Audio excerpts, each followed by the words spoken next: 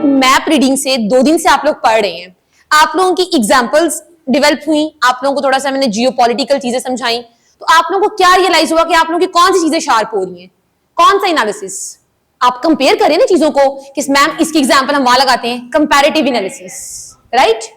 और कौन सा एनालिसिस, क्रिटिकल एनालिसिस। अब मैं आप लोगों को एक सेंटेंस देती हूं, उस सेंटेंस के अंदर हम करेंगे पैराग्राफ राइटिंग, लेकिन आप लोगों ने मुझे जस्ट ये बताना है कि मैम इस पैराग्राफ में हम ये पॉइंट्स ऐड कर सकते हैं, और वहीं से बताने जो हमने 2 दिन में पढ़ी हैं। क्लियर होगी ये चीज। टॉपिक है आप लोगों का रीजनलिज्म इंश्योर इंक्लूसिवनेस। मुश्किल हो गया, ये पैराग्राफ है, ये टॉपिक है आपका कि जो रीजनलिज्म है, रीजनलिज्म का मतलब क्या है,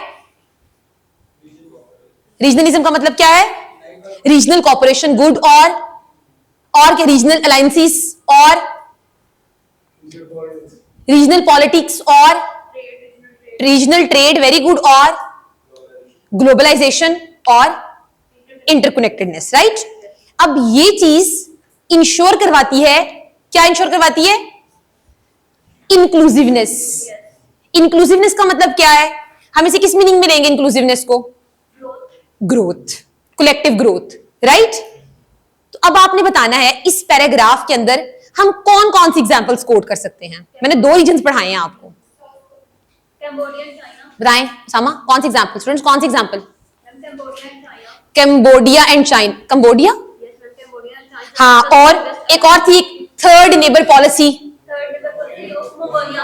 मंगोलिया, और बैम्बू डिप्लोमेसी, थाईलैंड, और एग्जांपल कौन सी, सिंगापुर, ठीक है। और बताएं किसकी सॉफ्ट पावर है, बहुत, साउथ कोरिया, और बीटीएस, ताइवान, सेमीकंडक्टर, और समझ आ रही कि नहीं आ रही बात की, आसियान एक ऑर्गेनाइजेशन पढ़ी थी आपने, आसियान पढ़ी थी कि नहीं पढ़ी थी, आप लोगों ने पढ़ी थी ना ये चीज, exactly.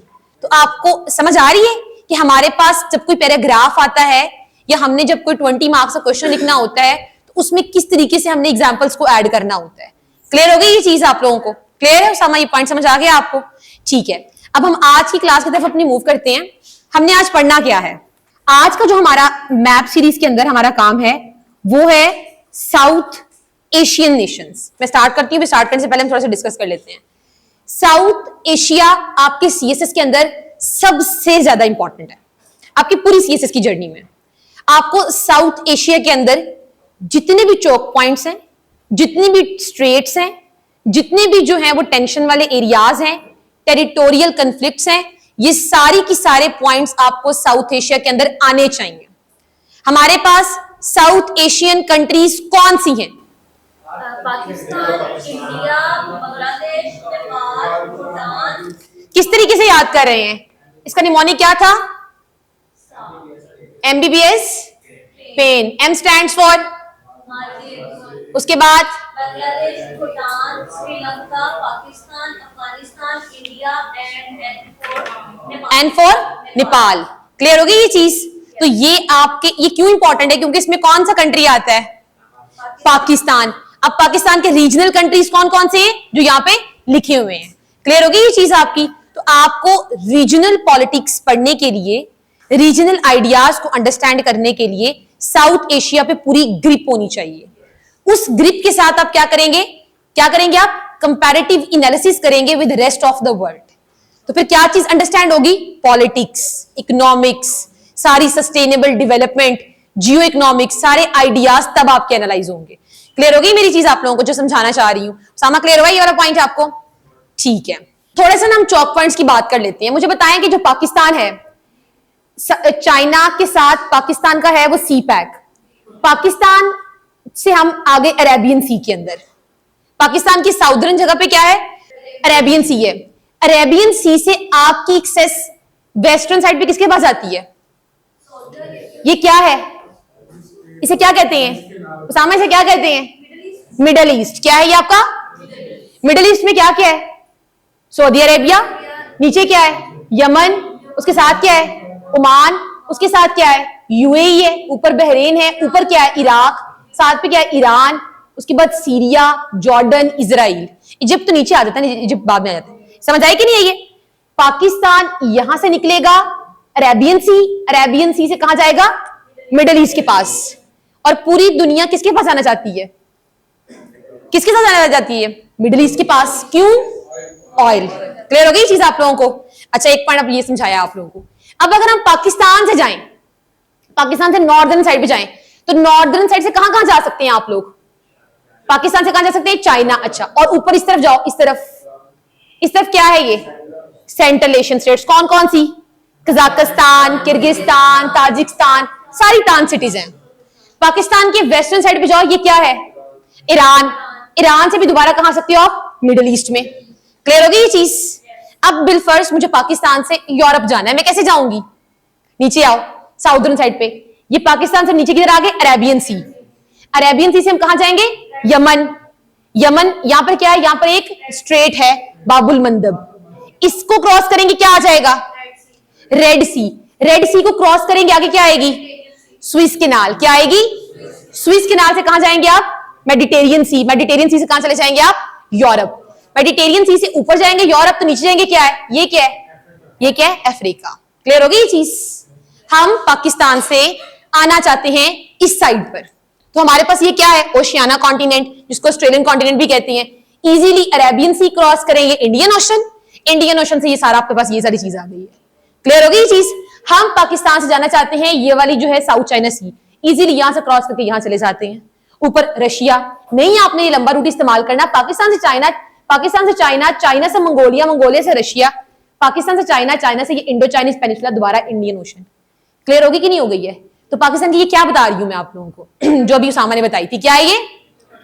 Geo strategic significance. Clear हो गई ये चीज? तो पाकिस्तान के पास जियो स्ट्रेटेजिकल सिग्निफिकेंस है। ये एक ऐसी जगह पर लोकेटेड है जहां से आप अफ्रीकन कॉन्टिनेंट, यूरोपियन कॉन्टिनेंट, आप ओशियाना के साथ, ऊपर आप जो है वो ईस्ट एशिया के साथ, नॉर्थ एशिया के साथ इजीली कनेक्ट हो सकते हैं। क्लियर हुई ये चीज?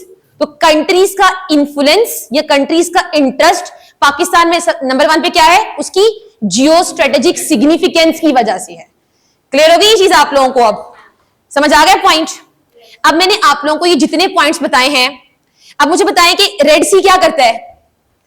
रेड सी क्या करता है? ये सारा क्या है? ये सारा क्या है? कॉन्टिनेंट कौन सा है ये? एशिया। वो सारा क्या है? यूरोप को एशिया से क्या कनेक्ट कर रहा है? रेड सी कनेक्ट कर रहा है। तो रेड सी क्या है? ये एक चोक पॉइंट है। समझ आई मेरी बात? एक ऐसा पॉइंट जो अपनी एक अच्छी खासी सिग्निफिकेंस रखता हो, उस पॉइंट को क्या कहते हैं? Choke point. जो आपकी जियो इकोनॉमिक्स में अपना रोल प्ले कर रहा है, पॉलिटिक्स में रोल प्ले कर रहा है, डेवलपमेंट में, ट्रेड में, कनेक्टिविटी में, ग्लोबलाइजेशन में। अगर रेड सी ना होता तो हम कहां से जाते हैं यूरोप से मिलने के लिए? हम ये क्रॉस करके ये सारा और बस आते। It's a time consuming. तो हम क्या करते हैं? हम ट्रेड हमारी कम हो जाती, ना सिर्फ हमारी, हमसे साथ कितने सारे कंट्रीज जुड़े हुए थे, उन सबकी भी कम हो जाती। क्लियर हो गई ये चीज आप लोगों को? समझ आ रही है? अब मुझे बताएं कि यहां पर ना, ये बेसिकली रेड सी तो था ही था, उस तरफ मेडिटेरियन सी भी था। अब रेड सी को और मेडिटेरियन सी को मिलाने के लिए ना दरमियान में इजिप्ट था। दरमियान में कोई चीज नहीं थी। आप जब ये दरमियान में कोई चीज नहीं थी, फिर भी आपको जाने के लिए यहां से ऐसे और यहां से आपको ऐसे आना पड़ता था। अब मुझे बताएं कि इधर ऐसी क्या चीज बनाई गई जिससे कनेक्टिविटी इंक्रीज होगी? मैंने वर्ड बोला, स्विस कैनाल। तो स्विस कैनाल क्या है? मैन मेड कैनाल है, क्योंकि हमने बनाई। लेकिन स्विस कैनाल की इंपॉर्टेंस इतनी ज्यादा है तो हम कहते हैं कि ये दोबारा क्या है? एक चोक पॉइंट है। क्लियर हो? ये चीजें कि नहीं हो रही हैं आप लोगों को? तो अभी तक जब मैंने आप लोगों को दूसरे मैप्स रीडिंग करवाई थी, वहां पर मैं इन चीजों का जिक्र नहीं कर रही थी, क्योंकि वहां पर इतनी इंपॉर्टेंट पॉइंट्स नहीं थे, एक्सेप्ट वो साउथ चाइना सी जो हमने पढ़ा।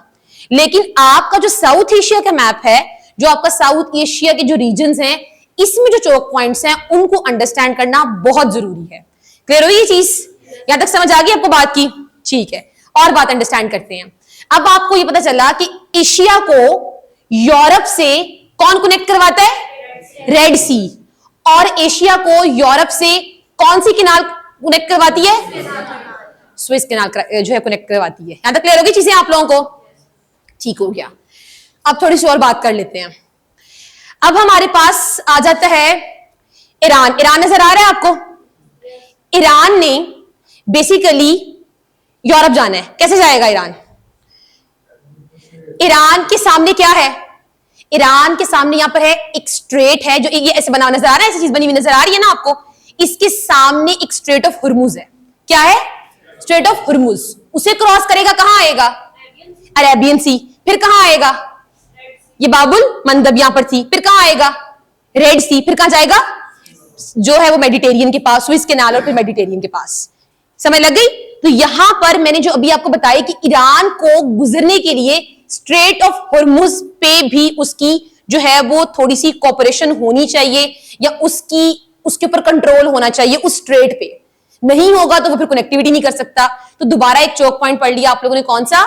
Straight of हुर्मुज। क्लियर हो रही है अभी तक बातें? कितने कितने चौक पॉइंट्स पढ़ चुके हैं? पहला कौन सा था?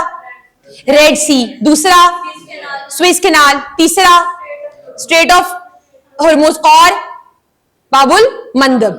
क्लियर हो रही है? किन चीज हो रही है आप लोगों को? अरेबियन सी भी तो चौक पॉइंट है। देखना, अरेबियन सी की एक्सेस की वजह से आप वहां जाते हैं। अरेबियन सी भी हमारी एक स्ट्रेटेजिक सिग्निफिकेंस रखता है, वो एक चौक पॉइंट के अंदर आता है। क्लियर हो गई ये चीज? कल मैंने आप लोगों को एक बात करवाई थी कि चाइना जब ये इधर से गुजरता है, ये मलेशिया और ये इंडोनेशिया वाले पेनिसुला से, यहां पर कोई स्ट्रेट है। कौन सी स्ट्रेट है वो? मलाका। वो भी ये क्या है? चौक पॉइंट। क्लियर हो गई चीज? स्ट्रेट ऑफ मलाका भी ऐसा पॉइंट जो इकोनॉमिक इंपैक्ट रखता हो, पॉलिटिकल इंपैक्ट रखता हो, जिसको countries as a weapon use करते हो और उसको अपनी बात मनवाते हो, अपना एक इन्फ्लुएंस रखते हो, उसको हम कहते हैं ये एक चौक पॉइंट है। क्लियर हो गई ये चीज? अब ये जब ईरान की और इजराइल की अभी रिसेंटली स्किर्मिशेस हुई थी, इसने किसे बंद किया था ईरान ने? स्ट्रेट ऑफ हुर्मुज को, राइट? तो वो जब स्ट्रेट ऑफ हुर्मुज को बंद कर देगा तो सप्लाई पूरी की पूरी रुक गई कि नहीं रुक गई? रुक गई ना। अब हुर्मुज, ये सऊदी अरेबिया, सारे वो इराक, वो कुवैत, वो बहरीन, जब वो बंद है तो वो वहां से गुजर ही नहीं पाएंगे। वो नहीं गुजरेंगे, दोबारा यहां से कोई रास्ता नहीं जाएगा और ये यहां पर नहीं आ सकेंगे। क्लियर हो गई ये चीज? आपको पता है पहले ये स्विस कैनाल नहीं होती थी। स्विस कैनाल तो बनी है 1956 के अंदर। 1956 से पहले ये यूरोप जो ना यहां से यहां आता था। तो मुझे कोई बच्चा बता सकता है कि अमेरिका कैसे डिस्कवर हुआ? सामा कैसे डिस्कवर हुआ? कोलंबस ने। कोलंबस ने बेसिकली, इससे पहले तो मैम रेड इंडियंस होते थे। एग्जैक्टली। ये लोग होते थे और ये एक्चुअली कोलंबस जो था ना वो अमेरिका उसने बाय एक्सीडेंट एग्जैक्टली उसने एक्सीडेंटली ही करवाया था। वो उस टाइम पे यहां पर बीच में सारी ऑटोमन एम्पायर थी, तो एक वो डिबेट थी क्रिश्चियंस की और इनकी, जो क्रूसेड्स वॉर भी चल रही थी इनकी रिसेंटली उस टाइम पे ना, तो वो नहीं गुजरने देते थे यहां से, कि नहीं गुजरना आपने। यूरोप को एशिया से कनेक्ट नहीं होने देते थे। तो यूरोप जो था वो एक रास्ता ढूंढ रहा था कि हमें एक रास्ता मिले कि हम जो है किस तरह शॉर्टकट, तो वो एक्सीडेंटली उसको ये लैंड डिस्कवर होगी और आज ये क्या है? Super power. तो जो अमेरिका है उसने किससे आजादी ली है? ब्रिटिश से। क्लियर हुई ये चीज आप लोगों को? तो ये भी पॉइंट बताना चाहिए आप लोगों को। अच्छा, एक और पॉइंट, रेड सी भी हो गया, स्विस कैनाल भी हो गया, मेडिटेरियन सी भी हो गया, यहां से स्ट्रेट ऑफ हुर्मुज भी होगी, पर्शियन गल्फ उसके पीछे है। नजर आ रही नहीं सारी जो गल्फ है आपके पास? सऊदी अरेबिया के सामने, कुवैत के सामने, इराक के सामने, ईरान के सामने। तो पर्शियन गल्फ अगर अरेबियन सी से मिलना चाहता है तो कौन सी स्ट्रेट है बीच में? कौन सी? हार्मोज। Very good. और अगर पर्शियन गल्फ यूरोप से मिलना चाहता है तो कितनी स्ट्रेट्स हैं बीच में? कौन कौन सी? बाबुल मंदब, हार्मोज, स्विस और रेड सी। क्लियर होगी ये चीज? तो हम कैसे पढ़ रहे हैं कि आपके पास, और अगर इन्होंने भी गुजरना है यहां से तो कहां से गुजरना है? यहां से गुजरना है। कहां से? बाबुल मंदब से। तो क्या नजर आ रहा है आपको? एक कनेक्टिविटी बिटवीन 3 कॉन्टिनेंट्स, 4 कॉन्टिनेंट्स। कौन कौन से कॉन्टिनेंट्स? Asia, Europe. क्लियर होगी ये चीज आपको? तो जियो स्ट्रेटेजिक सिग्निफिकेंस हमने मिडल ईस्ट की भी पढ़ ली कि मिडल ईस्ट कितना इंपॉर्टेंट है और किस तरीके से इन सारे कंट्रीज की कनेक्टिविटी है। अब मुझे बताएं कि इन कनेक्टिविटी की वजह से सुपर पावर का इंफ्लुएंस कहां पर ज्यादा होता है? मिडल ईस्ट और एशिया के अंदर। ऐसे ही है ना? शायद आप लोगों को पता हो या ना पता हो कि वर्ल्ड वॉर 1 एंड हुई, साइक्स-पिकोट एग्रीमेंट। उस एग्रीमेंट के अकॉर्डिंग ये चीज डिसाइड हुई थी कि हमने मिडल ईस्ट में कोई ऐसा काम जरूर करके जाना है जिससे एंड तक इंस्टेबिलिटी रहे।